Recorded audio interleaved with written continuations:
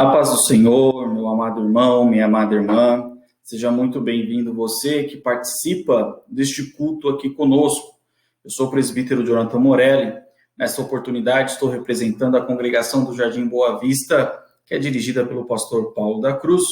Estamos dentro do setor 34 Pinheiros, que é dirigido pelo pastor Paulo Moraes, da Assembleia de Deus, Ministério do Belém. Nessa oportunidade, gostaria aqui de iniciar já com uma oração, fazendo a abertura deste culto. Ressalto que este culto é só uma maneira para que eu e você, juntos aqui, podemos compartilhar algo da parte do Senhor. Mas o ideal, meu amado irmão, minha amada irmã, e o objetivo do nosso pastor, é claro, com esses vídeos, é que você faça o seu culto na sua casa, com seus familiares, reúna-os, louve, adore ao Senhor, medite numa palavra, medite em algum trecho da palavra do Senhor, mas o que importa é a igreja unida, é a família junta, adorando e bendizendo ao nome do Senhor Jesus. Amém? Oremos para o início dessa oportunidade, deste culto. Soberano Deus, eterno Pai, no nome de Jesus eu entro em tua presença, Senhor.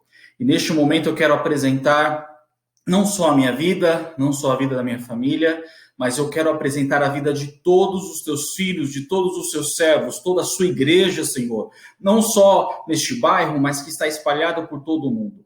Olha pela congregação do Jardim Boa Vista, o setor 34 Pinheiros, a Assembleia de Deus, Ministério do Belém e todos os teus filhos, independente da denominação, independente do lugar onde esteja, mas olha pelos teus filhos. Abençoa, estenda suas mãos poderosas, livra-os do mal, Senhor. Esteja conosco e dirija esse trabalho, este culto que agora iniciamos, para a glória e honra do teu santo, bendito e poderoso nome. É o que eu te peço e te agradeço, no nome santo de Jesus. Amém.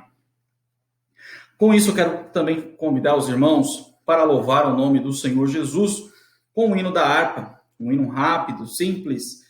Seria o hino de número 17, o hino de número 17 da harpa cristã. Hino de número 17, Pensando em Jesus.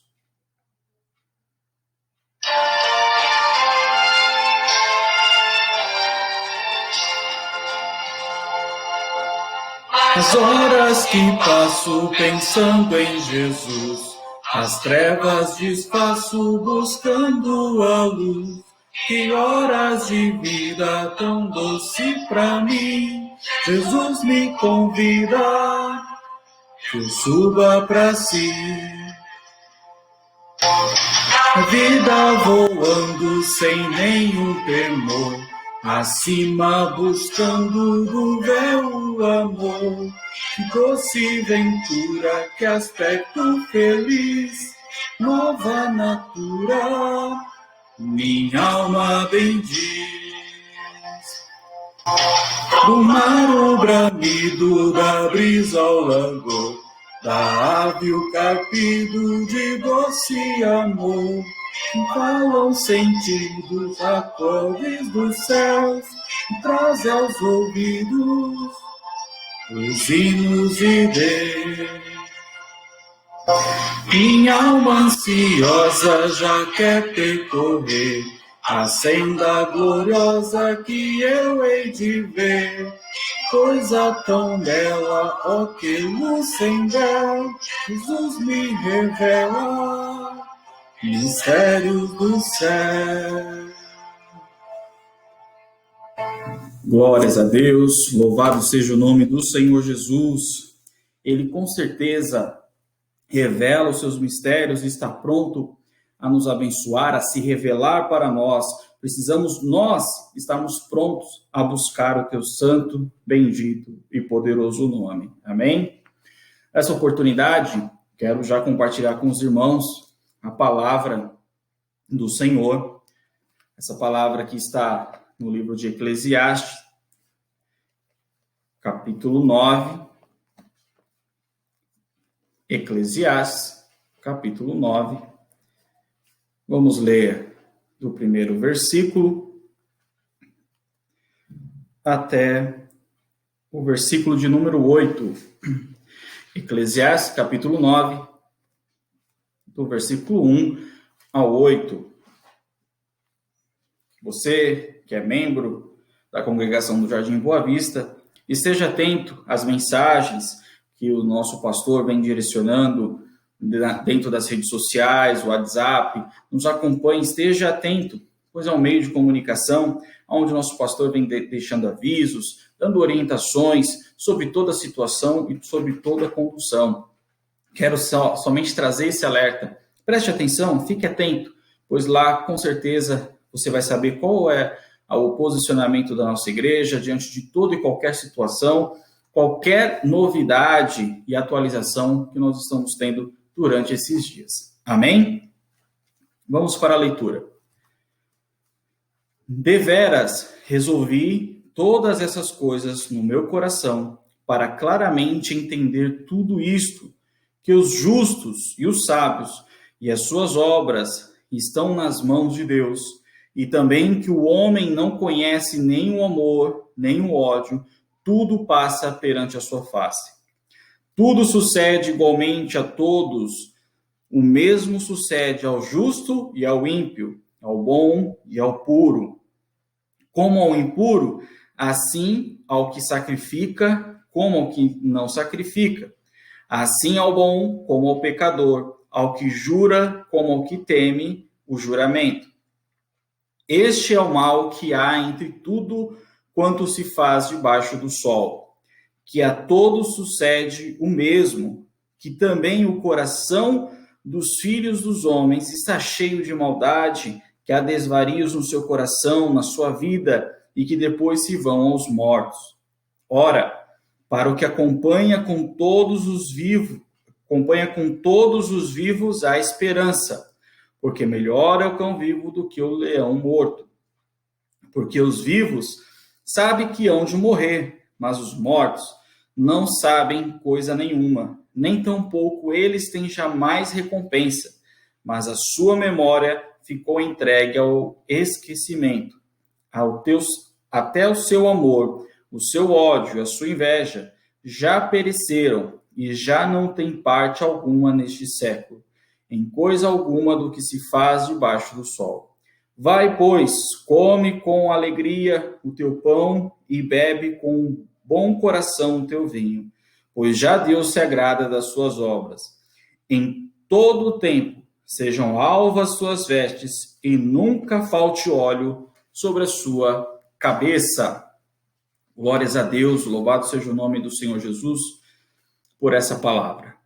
Meus amados irmãos, sei que me assiste nessa oportunidade, o livro de Eclesiastes, ele tem umas certas divergências, quando se diz no quesito teológico, sobre a sua autoria. Porém, quando nós olhamos o capítulo 1, lá no versículo 1 e no versículo 12, nós já vemos que fica claro que o autor deste livro é o filho de Davi, o rei de todo Israel, de Jerusalém, enfim, é colocado essa posição. E também, no capítulo 12, lá no versículo 9, nós vemos que é mencionado que o autor deste livro também é o autor de Provérbios. Com isso, nós entendemos já que o autor do livro de Eclesiastes é Salomão. Porém, dentro dessa leitura, de todo o texto, de todo o livro, nós podemos entender que já é um Salomão maduro, um Salomão diferente do de Provérbios. E até mesmo falando dessas diferenças, nós vemos que a estrutura do livro de Eclesiastes é uma estrutura um pouco bem mais poética comparado ao livro de Provérbios. O livro de Eclesiastes, ele traz uma estrutura parecida com os poemas egípcios da antiguidade, justamente do período de Salomão, dentro dessa linha. Principalmente os versículos que nós lemos aqui, do capítulo 9, 7, do versículo 7 em diante, ele faz o mesmo modelo dos cânticos arpistas do Antigo Egito. É o mesmo modelo. É parecido também todo o livro de Eclesiastes com a epopeia de Gilgamesh. Por isso, é um livro especial, é um livro totalmente poético. É um livro, quando nós falamos poético, não estamos falando na característica da nossa língua, mas na característica da antiguidade hebraica, dentro dessa linha. Aí traz todo esse conceito de poético.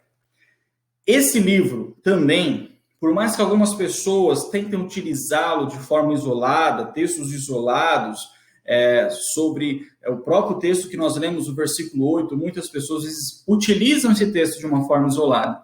Mas esse livro, ele não pode ser lido e interpretado de forma isolada dos seus versículos. Diferente também de Provérbios, aonde, no livro de Provérbios, nós temos uma sabedoria de forma geral e básica, e quando eu digo isso versículos já trazem todo o seu contexto ali imediato, todo o seu contexto, né, completo, geral ali, é entendido e compreende-se o que o versículo quer trazer. Já em Eclesiastes, nós não podemos ter essa visão, nós não podemos compreender especificamente o versículo, mas temos que olhar todo o livro no seu todo, ele interpreta e é o contexto de cada passagem, de cada texto que nós temos registrado. E por que eu estou dizendo isso?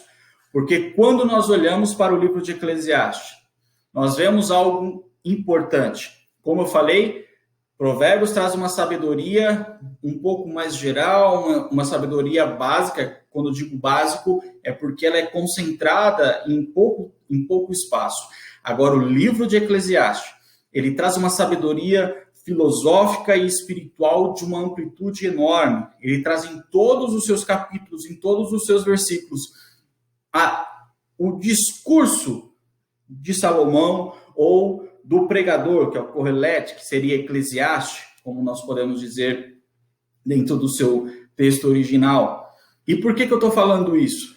Porque todo o texto de Eclesiastes, ele traz, no seu sentido geral, sobre a reflexão da vida, sobre a reflexão do momento, da passagem, do tempo que o homem está inserido. Ele não traz um contexto específico em determinados pontos. Pelo contrário, em todo o livro, ele fala sobre a realidade do homem, que é uma realidade temporária. Por isso que ele usa de forma demasiada a palavra vaidade, porque é algo que é passageiro, é algo que vai se findar.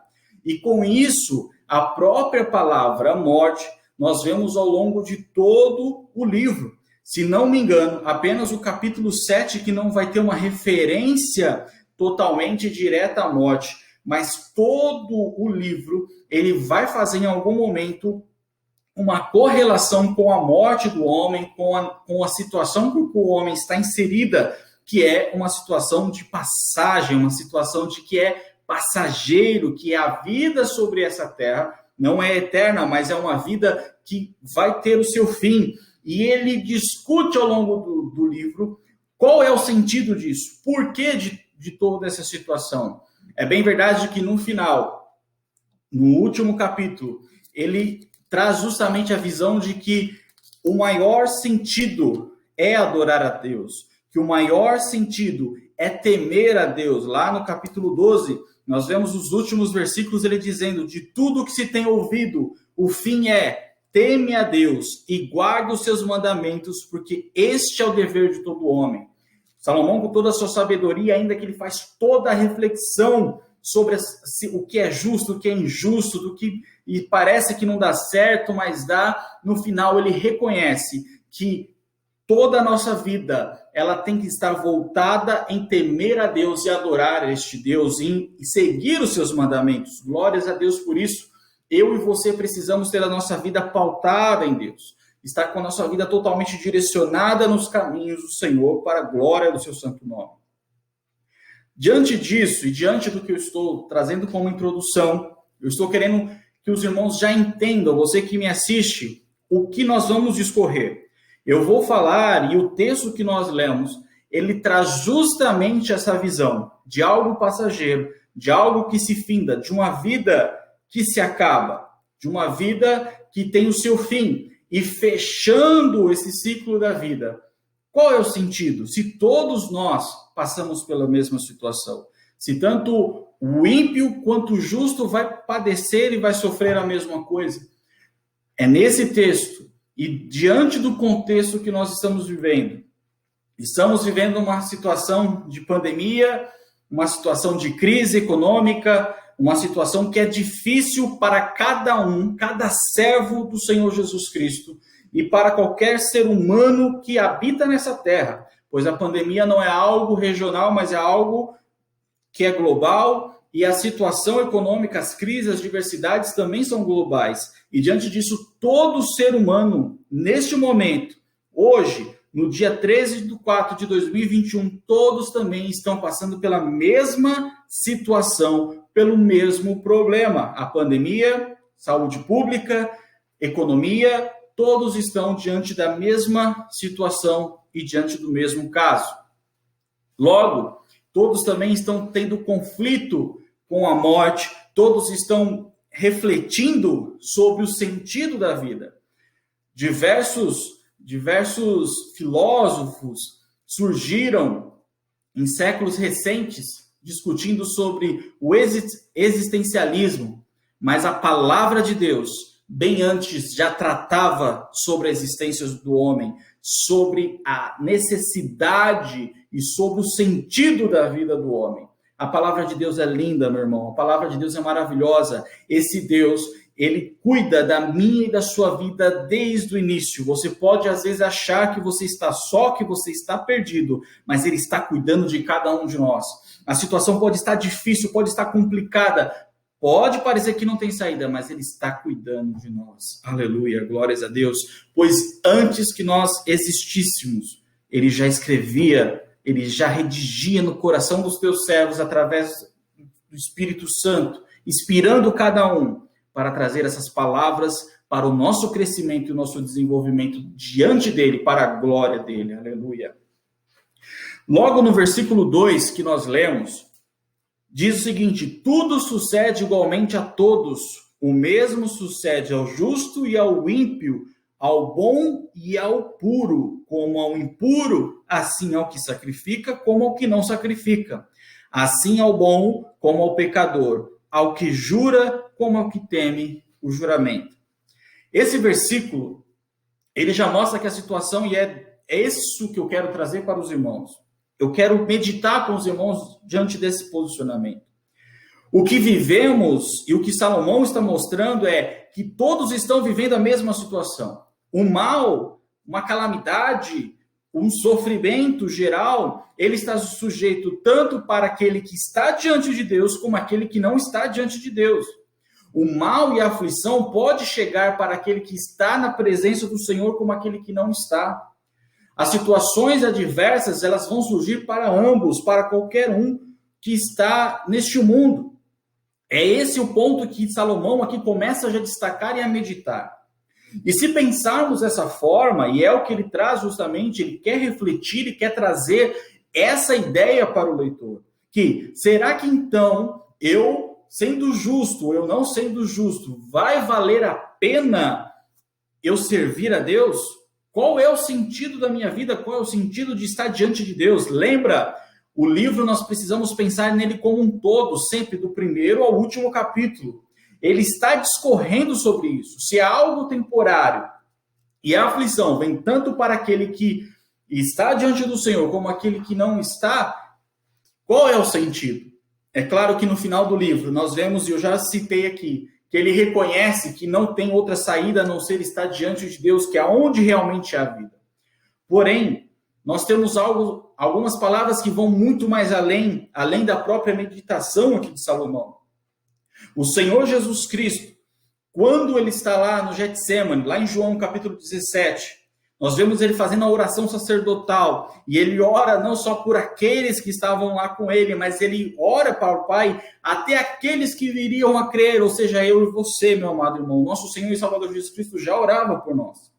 E ele ora, e quando ele está orando, ele diz: Pai, lá no versículo 15, não peço que os tires do mundo, mas que os livre do mal. Alguns podem dizer que este mal, é um mal de tentação, é um mal de pecado, mas a palavra ali no original é peneros, ou seja, é uma palavra que ela traz já um sentido de aborrecimento, né, de sofrimento, de aflição.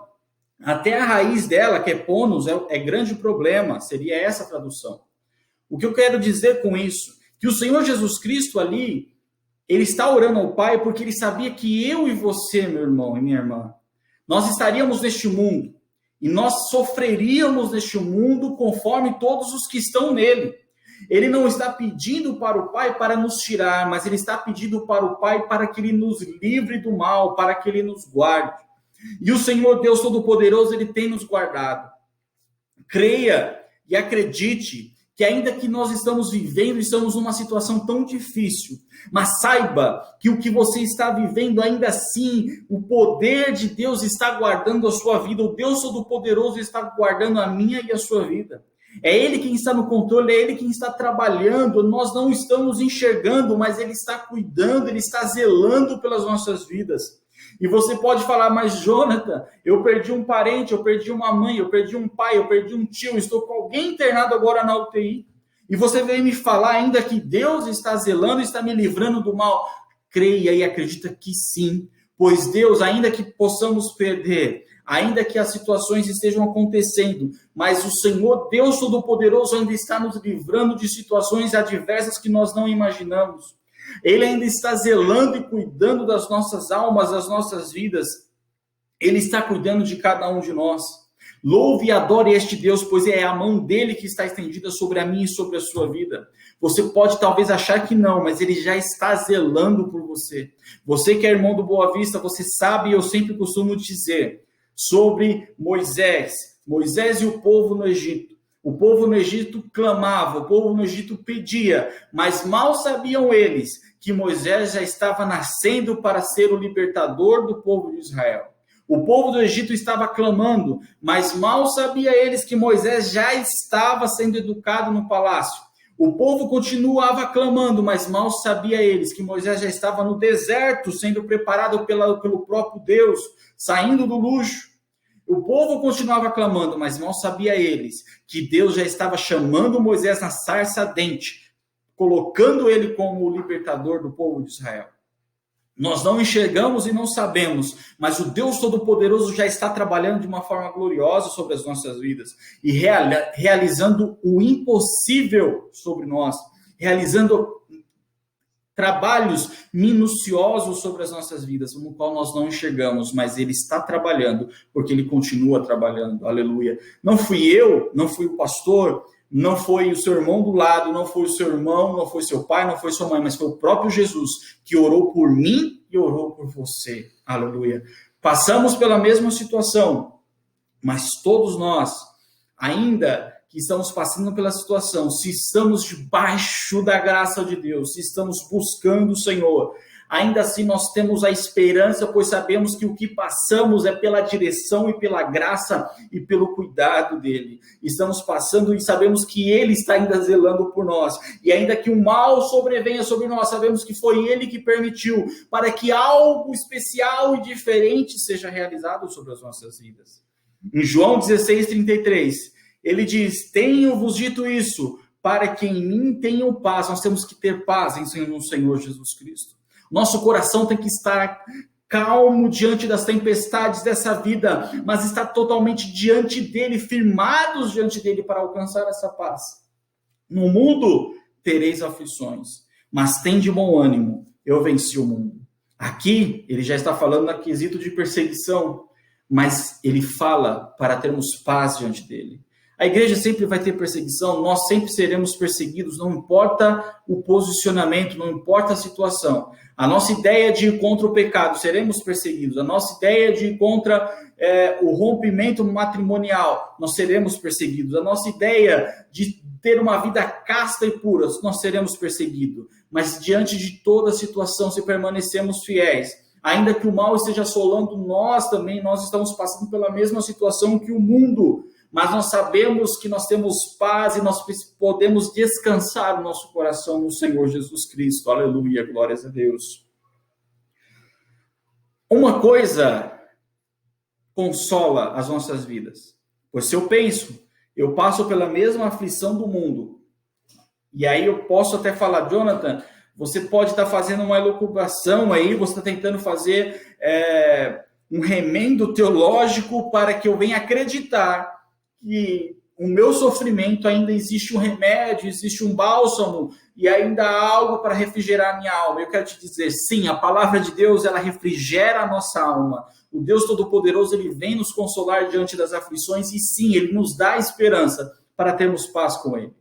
Mas eu não quero ficar, então, trazendo outros textos, apesar que tantos textos ricos nos mostram isso, mas há algo especial nesse texto que mostra um conforto, que talvez na leitura direta não percebemos. No versículo 1, olha só o que o pregador, Salomão, ele diz: deveras resolvi todas essas coisas no meu coração, para claramente entender tudo isto, que os justos e os sábios e as suas obras estão nas mãos de Deus. Aleluia, glórias a Deus. E por que eu estou falando que isso é um conforto nessa palavra? Porque não existe conforto maior, não existe alegria maior em saber que a minha vida, que o meu coração, que as minhas obras, que a minha casa, que o meu trabalho, que tudo que eu estou passando está nas mãos de Deus. Que ainda que eu esteja num momento difícil, ainda que eu esteja passando um momento complicado, ainda que seja um momento de dor, ainda que seja um momento de aflição, eu sei que eu estou passando por isso, mas tudo isso está nas mãos de Deus. Tudo isso está nas mãos de Deus. E esse é um conforto que somente aquele que está diante de Deus pode realmente gritar com seus pulmões e saber que Deus está no controle de todas as coisas, da sua vida, da sua situação. Porque aquele que não está diante do Senhor, ele só está padecendo o mal que está sobre toda a terra, mas o mal que também ele acaba buscando. Mas quando nós estamos diante do Senhor, nós sabemos que por mais que o mal está afligindo as nossas vidas, ainda que o mal está nos alcançando, sabemos que isso é porque Deus está permitindo, mas Deus está permitindo para que o nome dele seja glorificado de alguma forma, para que o nome dele seja exaltado, pois sabemos que as nossas vidas estão nas mãos do Senhor. Falando desse jeito, parece, não, mas é isso mesmo? Então tudo está nas mãos do Senhor? Sim. Olha só, o profeta Jeremias, quando ele manda escrever, ele começa a redigir tudo aquilo que o Senhor Deus o revelou. E ele está falando a Baruque, que é quem estava redigindo. Ele fala sobre a aflição de Baruque. Deus revela algo para Jeremias trazer a Baruque, revelar a Baruque. Lá em Jeremias, capítulo 45. E lá no versículo 4, Deus está falando a Baruque sobre a sua aflição, sobre o seu coração. Deus está trazendo castigo para toda a nação que pecou. Deus está revelando o seu castigo, está falando, não tem salvação, vocês vão passar pelo castigo. E Baruque está totalmente aflito por isso, ele não consegue achar, ele fala assim, mas por que eu estou passando por isso se eu fui fiel ao Senhor? E aí o Senhor Deus, lá no capítulo 45, no versículo 4, ele diz, eis que o que edifiquei eu derribo, e o que plantei eu arranco, e isso é em toda a terra. Por que Deus fala isso? Porque Deus revela isso para Baruque. Porque ele está mostrando que tudo isso, tudo que está acontecendo é feito conforme a vontade dele, diante das mãos dele. É ele quem realiza, é ele quem trabalha, é ele quem constrói. Deus está falando, Deus revelou, e Baruque estava redigindo o que Jeremias estava falando. Deus revelou todo o tempo, diante de todas as situações para Baruque, e Baruque sabia que o castigo que viria, o exílio que viria, era para uma tratativa, para o povo ser tratado para algo melhor, para algo maior. Ele sabia disso, mas ele não queria passar por isso, ele não queria sentir a mesma coisa. Mas, meu amado irmão, minha amada irmã, há dores, há situações que nós passamos com o mundo, há aflições que nós padecemos com o mundo, mas nós vencemos, talvez A visão de vencer que as pessoas têm é a visão de ser super-homens, de ser super-crentes, de estar com a conta bancária cheia, de estar regozijando de saúde, mas não é isso. A nossa vitória, ela não está pautada apenas no material, ela não está pautada apenas no que é palpável, mas a nossa vitória está no espiritual, naquilo que nós galgamos dia após dia, onde nós rompemos em fé, pois é cada desafio nós crescemos mais e mais na fé e na presença do Senhor Jesus Cristo, e tudo isso que nós passamos, o nome dele é glorificado e exaltado sobre as nossas vidas. E é ele quem está no controle de todas as coisas. É como aqui o pregador fala, as obras do justo e do injusto estão nas mãos do Senhor. É ele que tem o domínio de todas as coisas. E falando em domínio, falando em controle, lá em Apocalipse, capítulo 5, quero fazer essa leitura aqui com os irmãos, Apocalipse capítulo 5. Olha só o que diz, quero fazer só para trazer essa visão. E vi na destra do que, capítulo 5, versículo 1 em diante. E vi na destra do que estavam sentados sobre o trono, um livro escrito por dentro e por fora, selado com 7 selos. E vi um anjo forte bradando com grande voz: quem é digno de abrir o livro e de desatar os seus selos? E ninguém no céu, e nem na terra, nem debaixo da terra, podia abrir o livro e nem olhar para ele. E aqui é João falando: e eu chorava muito, porque ninguém for achado digno de abrir o livro, e nem de o ler, e nem de olhar para ele. E disse-me um dos anciãos: não chores, eis que o leão da tribo de Judá, a raiz de Davi, que venceu para abrir o livro e desatar os seus 7 selos. Agora eu quero ler o versículo 8. E havendo tomado o livro, os 4 animais e os 24 anciãos prostraram-se diante do cordeiro, tendo todos eles harpas e salvas e ouros cheias de incenso, que são de orações dos santos, e cantavam um novo cântico, dizendo: digno és de tomar o livro e de abrir os seus selos, porque foste morto, e com teu sangue compraste para Deus os homens de toda a tribo, e língua, e povo, e nação, e para o nosso Deus os fizestes reis e sacerdotes, e eles reinarão sobre a terra. Glórias a Deus, louvado seja o nome do Senhor Jesus. Por que eu fiz essa leitura? O livro que nós vemos é o livro da história da humanidade, é o livro da conclusão da história da humanidade, de tudo o que vai se suceder. E quando nós olhamos para aquele texto de Apocalipse capítulo 5, nós vemos a dor de João, porque ele olha e fala: ninguém é digno de abrir este livro, ninguém é digno de ler este livro, em lugar nenhum, nem no céu, nem debaixo da terra. Porém, o nosso Senhor Jesus Cristo, pelo sacrifício na cruz do Calvário, que ele nos limpa de todo pecado, que morreu por nós, o Cordeiro, digno é o Cordeiro, aleluia, glórias a Deus. Ele é digno de abrir o livro. E sabe o que quer dizer isso? Quer dizer que ele tem o domínio da história, quer dizer que a história está nas suas mãos, quer dizer que ele tem o controle da história, ele sabe, a história está nas suas mãos, é ele quem tem o domínio do início, do fim, do meio, do que está acontecendo. Então, meu irmão e minha irmã, somente nos pés do Senhor Jesus Cristo nós vamos ter paz, nós vamos ter consolo, porque é Ele quem está no controle, a história, tudo está nas mãos dele. Talvez eu e você sejamos como João, tristes, olhando para o momento que vivemos e achamos, mas parece que não está dando certo, parece que não é isso, parece que não estamos vivendo no momento certo, não está dando certo, não estamos caminhando, não estamos tomando os passos certos.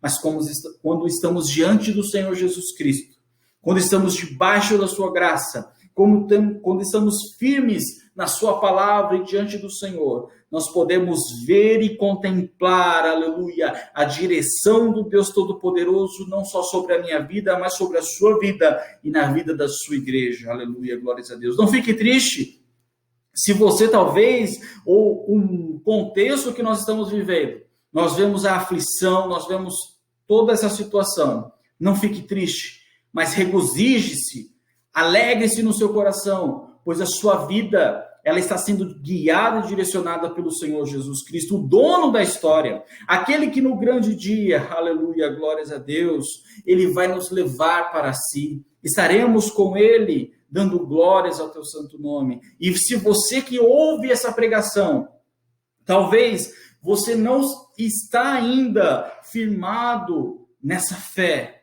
crendo no Senhor Jesus Cristo, crendo na sua palavra, há tempo. Há tempo ainda de você se reconciliar, de você se colocar diante do Senhor, de você se arrepender dos seus pecados e se colocar diante dele, para que você possa desfrutar dessa paz, que ainda que a aflição esteja, mas essa paz que reina e transborda nos corações daqueles que estão diante do Senhor. Aleluia. Nos versículos 4 e 5 aqui, de Eclesiastes capítulo 9, que nós lemos também, diz o seguinte: ora, para o que acompanha com todos os vivos a esperança, porque melhor é o cão vivo do que o leão morto. Porque os vivos sabem que não hão de morrer, mas os mortos não sabem coisa alguma, nem tampouco eles têm jamais recompensa, mas a sua memória ficou entregue ao esquecimento. Infelizmente, nós temos pessoas, é claro que ele está falando especificamente do ser humano e da morte física, ele não está falando da eternidade, ele não está falando, quando ele fala da morte, ele está falando simplesmente do corpo, ele fala do temporal, deste momento no qual o ser humano vive. E quando ele fala da morte, ele reflete justamente isso. Aquele que está morto, para ele acabou, não tem mais esperança, não tem mais situação. Mas para o vivo que sabe que vai morrer, esse tem esperança e esse continua a sua jornada e ele continua a sua caminhada. E por que eu estou falando isso? Por que ele faz esse paralelo? O homem que está morto espiritualmente, o homem que já está com a sua vida cauterizada, onde o pecado não surte mais efeito para ele, ele acha que tudo está bom. Ele peca, ele erra, ele defrauda, ele comete tantos erros, ele mente, ele, enfim, sonega, ele adultera, faz tantos erros, tantos, inúmeros pecados, que todos nós estamos sujeitos. Mas o homem que está morto espiritualmente, ele está cauterizado, ele não enxerga isso. E para ele não há mais esperança. Mas o que está vivo, ele sabe que há esperança. E em que sentido eu estou querendo trazer essa mensagem, eu estou querendo trazer essa reflexão? Porque ainda que o mal esteja nos cercando, ainda que as aflições estão nos cercando, mas nós não podemos desistir e fazer com que nossa fé seja minada por essas situações, ao ponto de não termos mais esperança e queremos deixar de viver, queremos deixar de acreditar na esperança, como está escrito lá em Tito, capítulo 1, que é o que é a volta do Senhor Jesus Cristo, a esperança de se encontrar com Ele, a esperança de estar diante dEle. E se deixarmos as aflições, as situações da vida acabar com a nossa fé, acabar com essa esperança, nós apenas olharmos para a situação do mundo e não como vivos, olhar para Cristo Jesus e repousar a nossa fé, o nosso coração nele.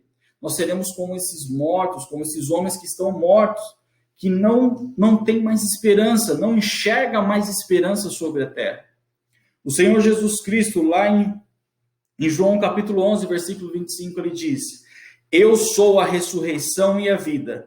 Quem crê em mim, ainda que esteja morto, viverá. Quando ele está falando disso, ele está falando do físico. O homem pode morrer, o homem pode padecer, mas quando ele está em Cristo Jesus, ele viverá eternamente. Se eu e você estamos nessa situação, e ainda que essa aflição possa nos atingir, infelizmente, viemos a padecer o nosso corpo material e morrer. Mas nós não vamos morrer sem esperança. Mas nós vamos morrer na esperança e saberemos, e nós vamos viver conforme a palavra dele, pois nós estamos firmados em Cristo Jesus, estamos diante do Senhor. E a mão dele estará sobre nós, e nós venceremos a morte, nós ressuscitaremos com ele, aleluia, glórias a Deus. Então, não deixe a aflição da vida acabar com você, acabar com sua fé. Não fique sem esperança, mas continue firmado na esperança do Senhor Jesus. Se você ficar deixando tudo isso, isso vai amortecendo a sua vida, a sua fé, ao ponto de você não ter mais esperança e você ser como este morto, que não olha mais, para você nada mais vale a pena. Mas no versículo 7, no versículo 8, vai, pois, come com alegria o teu pão e bebe com bom coração o teu vinho, pois já Deus se agrada das suas obras. Em todo o tempo sejam alvas as tuas vestes, e nunca falte o óleo sobre a tua cabeça. Quero ler o versículo 10. Tudo quanto tiver a mão para fazer, faze conforme as tuas forças, porque na sepultura, para onde tu vais, não há obra, nem indústria, nem ciência, nem sabedoria alguma. Que o pensador, o pregador está trazendo aqui. O que ele mostra aqui? Não duvide, mantenha sua esperança viva, acredite nesse Deus, não venha esmorecer a sua fé. Ele está falando num contexto físico, mas eu estou trazendo num contexto espiritual. Eu quero que você entenda isso na questão espiritual. Não é hora de esmorecer, mas é hora de você viver. É hora que, ainda que as notícias sejam pesadas, as notícias sejam tristes, nós estamos cercados de notícias tristes. Nós estamos ouvindo cada vez mais aflições do povo, de tudo quanto é lado. E nós talvez somos afetados por isso. Mas não é hora de se esmorecer, não é hora de deixar isso afetar a sua vida. Mas é hora de você viver. É hora de você viver com alegria, de você ter paz, porque primeiro você sabe que é Ele que é o dominador de toda a história. O texto começa falando já isso. Lá no versículo 1 nós já lemos que ele introduz esse texto falando isso. É Deus quem tem o controle de todas as coisas.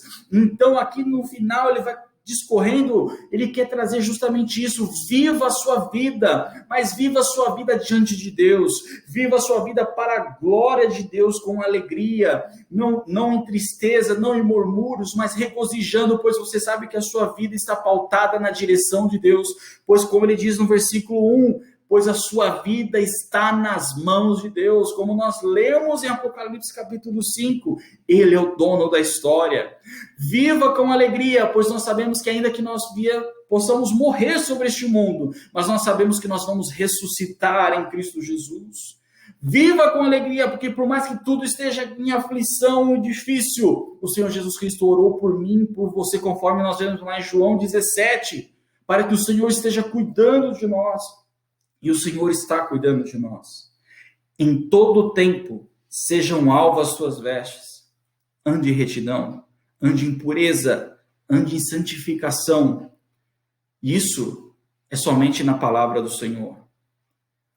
Como o jovem poderá purificar os seus caminhos? Guardando a palavra de Deus. Salmo 119, versículo 9. Devemos andar a nossa vida na pureza e na santidade. E nunca falte o óleo sobre a tua cabeça. Ele não está falando aqui da unção de Deus.